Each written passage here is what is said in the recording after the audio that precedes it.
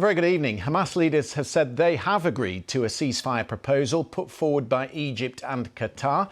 The news sparks celebration in Gaza, but it may be premature. The Israelis are saying tonight the deal is not acceptable because they had agreed with the Americans as far back as February, a deal that has now been softened. What we know about this proposal is that it sets out a three-stage process, each lasting 42 days. The first would lead to a release of 33 hostages in return for Palestinian prisoners and a partial Israeli withdrawal. The second would lead to the release of all other living hostages. There are thought to be about 128 still alive. And the third phase would see a return of the bodies. The Israeli Defence Minister said this morning that the decision to expand the assault on Rafah had been taken because Hamas had rejected their ceasefire terms. So this has come as a surprise to the Israeli government. Let's go then live to Jerusalem. Our security correspondent Frank Gardner is there. Bring us up to speed, if you would, Frank, on the reaction there in Jerusalem. Christian, things are moving incredibly fast here. Almost every minute there is a new update, and the latest, I should tell you, is that a senior Palestinian official, unnamed, has told our correspondent, one of my colleagues, that one of the things under consideration, and this is quite extraordinary, is that Hamas is even considering a long-term cessation of hostilities. In other words, giving up the armed struggle. Now, they haven't committed to that yet, and they would need to see this deal go through and for the truce to work. So there's an awful lot that could go wrong before then. But these are quite momentous times here. So although I've been urging people to kind of temper things, you know, there's an awful lot that could go wrong. There are hardliners in the Israeli cabinet who don't want any kind of a deal with Hamas, who simply want to see a hard Israeli military push into Rafah that eliminates Hamas once and for all in their eyes. There are others, including down the road from here, protesters who are lying down in the street demanding a deal, a ceasefire deal, to get the hostages home. Now, the latest version of this deal, as we understand it, is that it's going to come in two phases.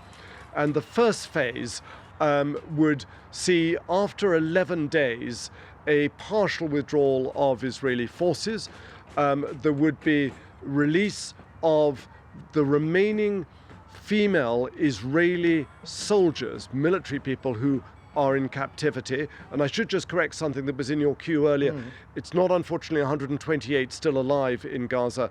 It's of 128, it's believed around 34 are probably dead. So we're talking about 90 plus hostages still thought to be alive in Gaza somewhere, held by Hamas or its associates. So for each one of those, it's a complicated process this, so bear with me. For each one of those female Israeli soldiers who were released, there would be 50 Palestinian prisoners, released women from Israeli jails, including some with life sentences. And this is really about confidence building. It's a step-by-step process.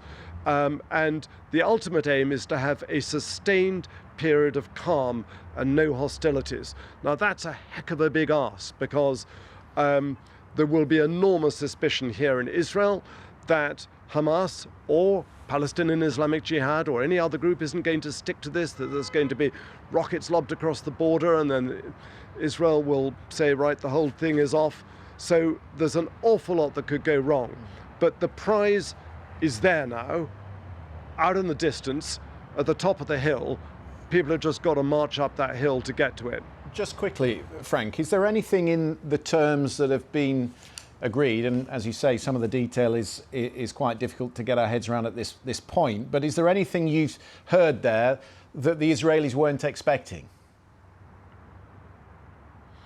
Yes, I mean, one of the things I should add is that what's being talked about from the Palestinian side is an end to the blockade in Gaza. Now, that could be something that, if that means demanding free passage for Palestinians to go in and out of Gaza to Israel, and that's not clear if it necessarily does entail that, but if it's that, there's no way I can see a Netanyahu government agreeing to that, because they have kettled everybody into Gaza Strip, they say for security reasons, in the past to stop suicide bombers who have come through that border and blown themselves up at bus stations in Tel Aviv. but the people of Gaza live in intolerable conditions. You know, it's been called the biggest open-air prison in the world, and it's an unsustainable situation in the long term. Frank Gardner in Jerusalem, thank you very much indeed for that. Well, after the news broke and shortly after the Israelis had rejected the agreement, the US Department of State spokesperson Matthew Miller was asked what happens next. Here's what he had to say. So I can confirm that Hamas has issued a response. We are reviewing that response now and discussing it with our partners in the region. As you know, Director Burns is in the region working on this in real time.